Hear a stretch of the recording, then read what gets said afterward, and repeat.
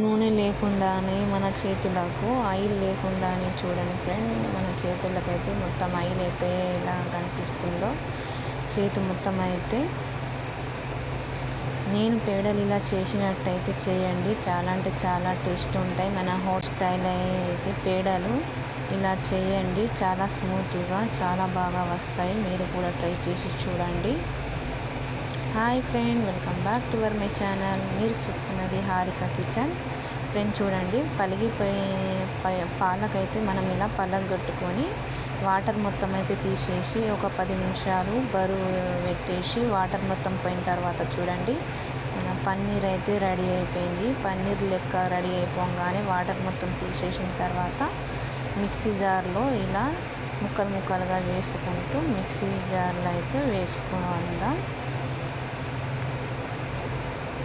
మొత్తం ఇలా పొడి పొడి చేసుకుంటూ వాటర్ లేకుండా అయితే చేసుకున్న తర్వాత మొత్తము పన్నీర్ లాగా మనము పలిగిపోయిన పాలను అయితే పన్నీర్ లాగా చేసుకున్నాం కదా, మొత్తం మిక్సీ జార్లో వేసుకొని ఒక 4-5 ఇలాచీలు, ఒక 5-6 స్పూన్ల అయితే షుగరు వేసుకుందాం. నేనైతే ½ లీటర్ పాలకైతే ఒక 5 స్పూన్ల షుగర్ అయితే వేసుకున్నా, ఒక 4 ఇలాచీలు అయితే వేసుకున్నా. వేసుకొని మిక్సీ జార్లో పట్టుకుందాం.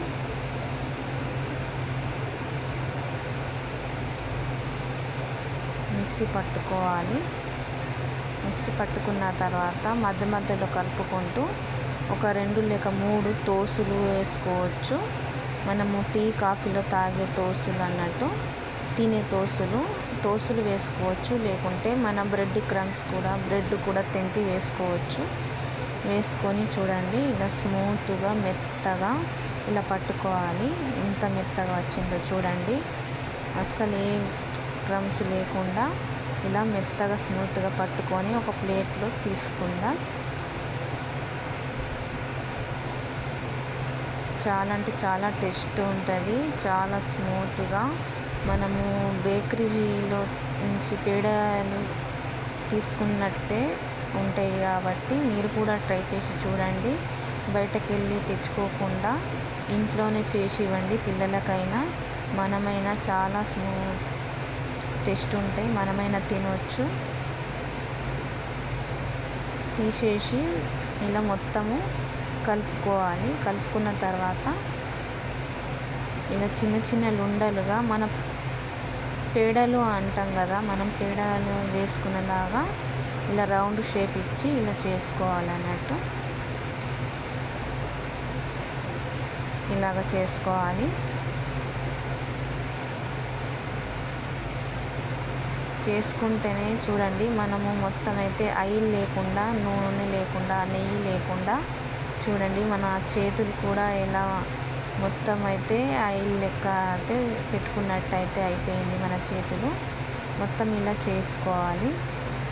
టేస్ట్ మాత్రం వేరే లెవెల్ ఉంటుంది ఫ్రెండ్. మీరు కూడా ట్రై చేసి చూడండి. ట్రై చేసిన తర్వాతనే నాకు కామెంట్ చేయండి, లైక్ చేయండి. ఫస్ట్ ఆఫ్ ఆల్ అయితే మీరు లైక్ చేస్తే మరొకరికి షేర్ అవుతుంది అన్నట్టు మన వీడియోస్. మీరు లైక్ చేస్తే మరిన్ని కొత్త రెసిపీస్ గురించి అయితే ట్రై చేయొచ్చు. ఇలా చేసుకోండి, మీరు కూడా ట్రై చేయండి.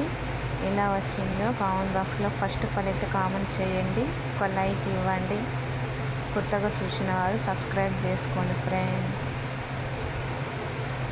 నేనైతే తెంచి చూపిస్తున్నా చూడండి. లోపల కూడా ఎంత స్మూత్గా మెత్తగా వచ్చాయో. మరిన్ని రెసిపీస్ గురించి కామెంట్ బాక్స్లో కామెంట్ చేయండి, లైక్ చేయండి. మరొక కొత్త రెసిపీలో కలుద్దాం.